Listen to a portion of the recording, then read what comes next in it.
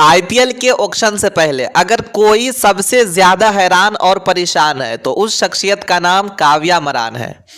हाँ, वही काव्या मरान जो आपको स्टाइलिश में नजर आती है, कभी मुस्कुराते हुए, कभी खिसियाते हुए, तो कभी आंसू छुपाते हुए।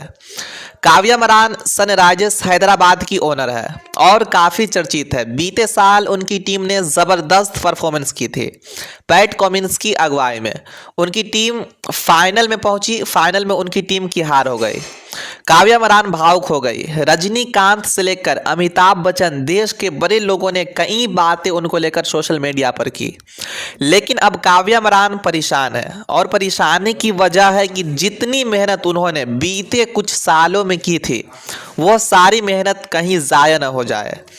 जितनी मेहनत उन्होंने बीते कुछ सालों में खिलाड़ियों में इन्वेस्टमेंट की थी, कहीं ऐसा न हो कि उसकी असली मुनाफे कोई और कमा ले। और इसलिए काव्या मरान ने बीसीसीआई से कहा है कि हमको ये भी चाहिए और वो भी चाहिए। काव्या मरान बीसीसीआई की मीटिंग में पहुंची। दरअसल इस बार चर्चे तेज है कि क्या किया जाए। क्या केवल 4 खिलाड़ियों का रिटेन लागू किया जाए या 5 से 6 कर दिया जाए। एक सवाल और था कि जो खिलाड़ी 5 साल से इंटरनेशनल क्रिकेट में एक्टिव नहीं है, क्या उनको वापस नॉर्मल लीग में डाल दिया जाए।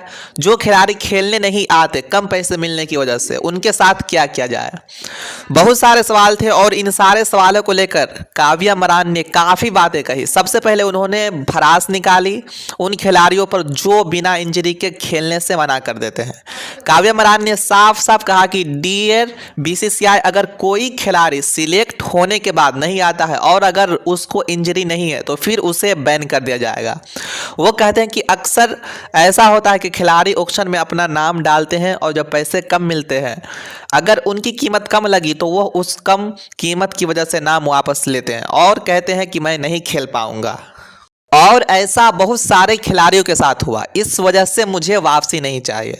उदाहरण के तौर पर जैसन राव थे, 2022 में गुजरात टाइटल ने 2 करोड़ में चुना था, नाम वापस ले लिया। अगर आप देखेंगे तो और भी बहुत सारे खिलाड़ी हैं जिन्होंने नाम वापस लिया था।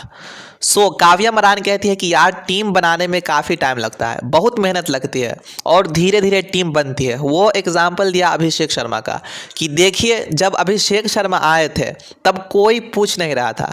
हमने 3 साल इन्वेस्टमेंट की, बहुत सारी मेहनत की उनके ऊपर और इसका नतीजा ये था कि आईपीएल में उन्होंने इस साल बहुत ज़बरदस्त परफॉर्मेंस दी। अब परफॉर्मेंस अच्छी हुई है, बेहतर हुए हैं, इंडियन टीम में सिलेक्ट हो गए। ऐसा नहीं हो सकता कि आप रातों रात उन्हें उठा ले, किसी और टीम उन पर मौज काट ले।